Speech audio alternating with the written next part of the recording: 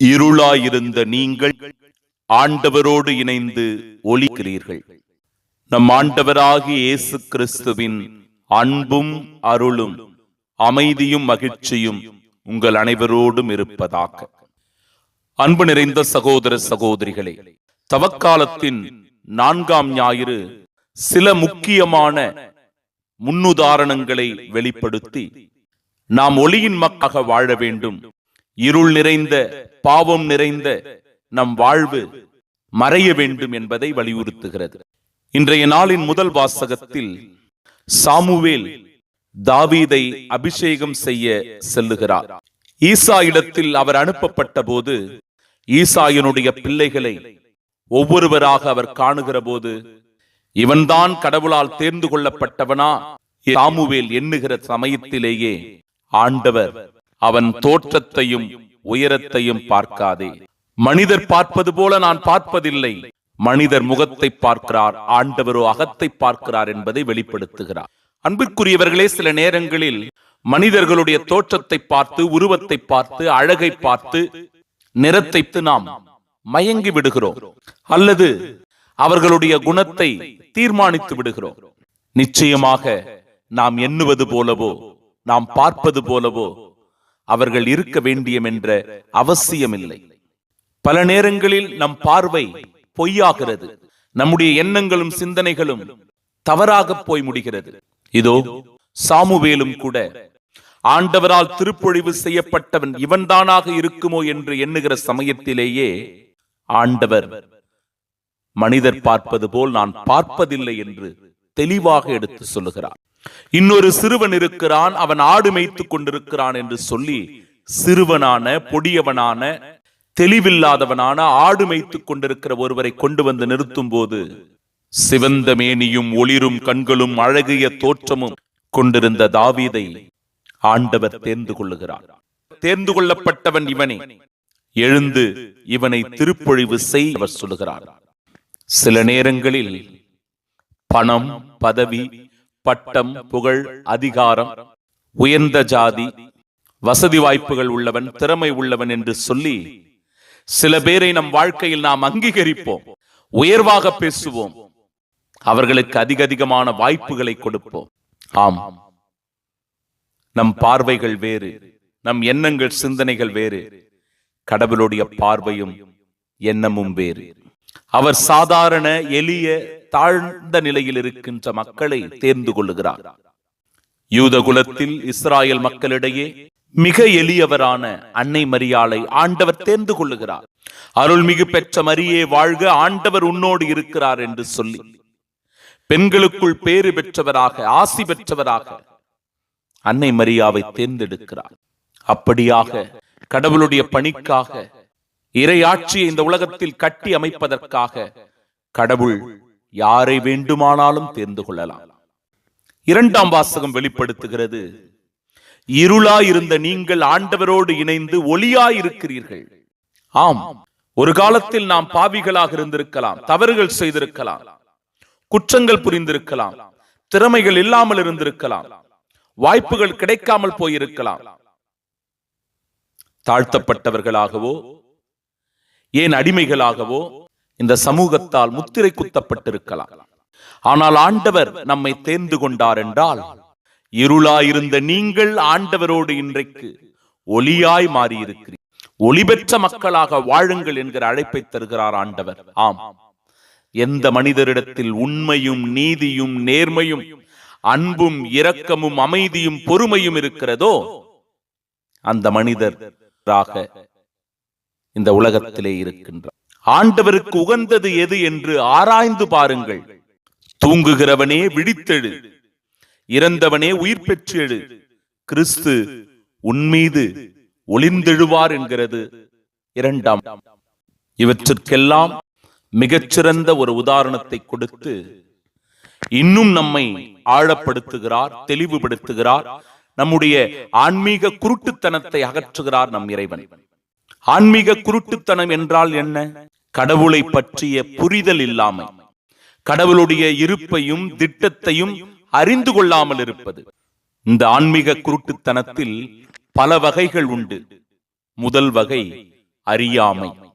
கடவுளுடைய வார்த்தைகளையோ அவருடைய வழிகளையோ அறியாமல் இருப்பது.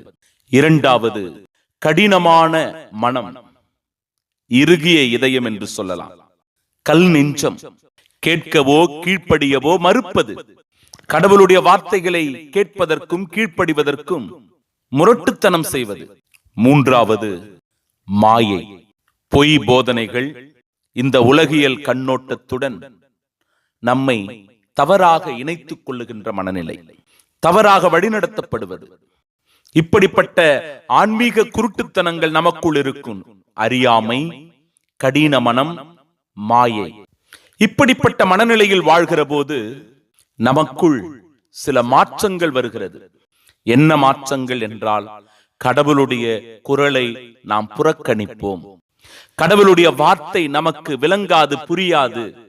ஆன்மீகத்தை விட, கடவுளை விட உலகியல் நாட்டங்களுக்கு நாம் அதிகமான முக்கியத்துவம் கொடுப்போம். மத்தேயு நற்செய்தி 13வது அதிகாரம் 15வது இறைவார்த்தை சொல்கிறது, இம்மக்களின் நெஞ்சம் கொழுத்து போய்விட்டது, காதும் மந்தமாகிவிட்டது. இவர்கள் தம் கண்களை மூடிக்கொண்டார்கள். எனவே கண்ணால் காணாமலும், காதால் கேளாமலும், உள்ளத்தால் உணராமலும், மனம் மாறாமலும் இருக்கின்றார்கள். நானும் அவர்களை குணமாக்காமல் இருக்கிறேன் என்கிறார் ஆண்டவர். அன்பு நிறைந்த சகோதர சகோதரிகளே, நற்செய்தியில் ஒரு கேள்வியோடு இறை சிந்தனை தொடங்குகிறது. ரபி, இவர் பார்வையற்றவராயிருக்க காரணம் இவர் செய்த பாவமா அல்லது இவர் பெற்றோர் செய்த பாவமா? ஆண்டவர் இயேசு மிக தெளிவாக சொல்லுகிறார், இவர் பிறவியிலேயே பார்வையற்றவராயிருப்பது இவர் செய்த பாவத்தினால் அல்ல, இவருடைய பெற்றோர் செய்த பாவத்தினால் அல்ல, மாறாக கடவுளின் செயல். கடவுளுடைய செயல் இவர் வழியாக வெளிப்படும் பொருட்டே இவர் இப்படி பிறந்திருக்கிறார் என்று சொல்லி, உலகின் ஒளி நானே, என்னை பின் செல்கிறவர் இருளில் நடவார் என்கிற மகத்துவமான பேருண்மையை வெளிப்படுத்துகிறார். அன்பிற்குரிய சகோதர சகோதரிகளே, பார்வையற்ற அந்த மனிதரை ஆண்டவர் குணப்படுத்தும் போது அந்த இடத்தில் ஆன்மீக குருட்டுத்தனம் எது என்றால், பரிசேயர்களுடைய மனநிலைதான் ஆன்மீக குருட்டுத்தனம். அவர்கள் பலமுறை அந்த பார்வை பெற்றவரிடத்தில் கேள்விகளை தொடுக்கிறார்கள். முதலாவது, எப்படி பார்வை பெற்றாய் என்று கேட்கிறார்கள். அதற்கு அவன் தெளிவாக பதில் சொல்லுகிறான், இயேசு என் கண்களில் சேறு பூசினார், பின் நான் கண்களை கழுவினேன், இப்பொழுது என்னால் பார்க்க முடிகிறது. ஆனாலும் அவர்கள் தெளிவு பெறவில்லை. அவர்களுக்குள் இருந்த அந்த குருட்டுத்தனம் வெளிப்படுகிறது. இரண்டாவது முறை, உனக்கு பார்வை அளித்த அந்த ஆளை குறித்து நீ என்ன சொல்லுகிறாய் கேட்கிறார்கள். அதற்கு அந்த பார்வை பெற்றவன் மீண்டும், அவர் ஓர் இறைவாக்கினர் என்று சொல்லி இன்னும் அதிகமாக அவர்களை தெளிவுபடுத்துகிறான். ஆனாலும் அதையும் நம்ப மறுக்கிறார்கள் அந்த ஆன்மீக குருட்டுத்தனம் பிடித்தவர்கள். மூன்றாவது கேள்வி, அவனுடைய பெற்றோரை அழைத்து, பிறவியிலேயே பார்வையற்று உன்னுடைய மகன் இருந்தானா, இவன்தான் நீங்கள் கூறும் உங்களுடைய மகனா என்கிற கேள்வியை தொடுக்கிறார்கள். அவருடைய பெற்றோரும் தெளிவாக சொல்லுகிறார்கள், இவன் எங்களுடைய மகன்தான். எப்படி இவனுக்கு கண் வந்தது எங்களுக்கு தெரியாது, யார் பார்வை அளித்தார் எங்களுக்கு தெரியாது, இவன்தான் வளர்ந்தவனாயிற்றே, நீங்களே கேட்டுக்கொள்ளுங்கள் என்று சொல்லிவிடுகிறார். கடின மனமும் ஏற்க மறுக்கின்ற, கேட்கவோ கீழ்ப்படியவோ மறுக்கின்ற அந்த ஆன்மீக குருட்டுவாதிகள் மீண்டுமாய் கேள்வியை தொடுக்கிறார்கள். நான்காவது முறை, உண்மையை சொல்லி கடவுளை மாற்றுபடுத்து, இம்மனிதன் ஒரு பாவி என்பது எங்களுக்கு தெரியும். அதற்கு அந்த பார்வை பெற்றவன் சொல்லுகிறான், அவர் பாவியா இல்லையா என்பது எனக்கு தெரியாது, நான் பார்வையற்றவனாக இருந்தேன், இப்பொழுது பார்வை பெற்றுள்ளேன். அன்பு சகோதர சகோதரிகளே, பாவிகளுக்கு கடவுள் செவிசாய்ப்பதில்லை. இறைப்பற்று உடையவர்களுக்கு, கடவுளின் திருவுளத்தின்படி நடக்கிறவர்களுக்கே அவர் செவிசாய்க்கின்றார். இரு விழிகளிலும் பார்வையற்றிருந்த ஒரு மனிதர் இருந்தார். இரவு நேரத்தில் தன்னுடைய கையில் விளக்கு ஒன்றை எடுத்துக்கொண்டு அவர் அந்த பயணத்தை தொடர்ந்தார். அந்த வழியாக வந்தவர்கள் அந்த பார்வையற்ற மனிதரை பார்த்து கேட்டார்கள், உமக்குதான் கண்களே தெரியாது, நீ ஒரு குருடன், பிறகு எதற்காக உம்முடைய கையில் விளக்கை எடுத்துக்கொண்டு போய் கொண்டிருக்கிறீர்? அதற்கு அந்த பார்வையற்ற மனிதர் அழகாக சொன்னான், பார்வை உள்ளவர்கள் என் மீது வந்து மோதிவிடக் கூடாது என்பதற்காக நான் என் கையில் விளக்கை எடுத்துக்கொண்டு போகிறேன் என்று. ஆம் அன்பு சகோதர சகோதரிகளே, இன்றைக்கு பார்வையற்றவர்களை விட பார்வை உள்ளவர்களே அதிகமான விபத்தில் சிக்கிக் கொள்ளுகிறார்கள் என்பது உண்மை. இறைவார்த்தை சொல்லுகிறது. எசாயா புத்தகம் 42வது அதிகாரம் 18 முதல் 20 வரை உள்ள இறைவார்த்தைகள். செவிடரே கேளுங்கள், குருடரே பாருங்கள். குருடராயிருப்பவன் எவன்? என் ஊழியன்தான். செவிடனாயிருப்பவன் எவன்? நான் அனுப்பும் தூதன் தான். பலவற்றை நீ பார்த்தும் கவனம் செலுத்துவதில்லை, உன் செவிகள் திறந்திருந்தும் எதுவும் உன் காதில் விழவில்லை என்று தெளிவாக இறைவார்த்தை சொல்லுகிறது. ஆம் அன்பு சகோதர சகோதரிகளே, பார்வையற்றவர்களாய் இருக்கின்ற நாம் எப்படி கடவுளுடைய அருளினால் பார்வை பெற்றவர்களாக வாழ முடியும்? எப்படி நம்முடைய ஆன்மீக குருட்டுத்தனத்தை நம்மிடமிருந்து அகற்ற முடியும்? எப்பொழுது நாம் ஆண்டவர் இயேசு கிறிஸ்துவை உலகின் ஒளியாக ஏற்றுக்கொள்ளுகிறோமோ அப்பொழுதே நம் வாழ்க்கையும் ஒளி பெறுகிறது. இறைவார்த்தை சொல்லுகிறபடி எரேமியா புத்தகம் 5வது அதிகாரம் 21வது இறைவார்த்தை, கண்ணிருந்தும் காணாத, காதிருந்தும் கேளாத, மதிகெட்ட இந்த மக்கள் இதயமற்ற மக்களாக இருக்கிறார்கள் என்று சொல்லுகிறார். எசேக்கியேல் புத்தகம் 12வது அதிகாரம் 2வது இறைவார்த்தையில், காண கண்கள் இருந்தும் அவர்கள் காண்பதில்லை, கேட்க செவிகள் இருந்தும் அவர்கள் கேட்பதில்லை, ஏனெனில் அவர்கள் கலக்கம் செய்யும் விட்டார் என்று சொல்லுகிறது இறைவார்த்தை.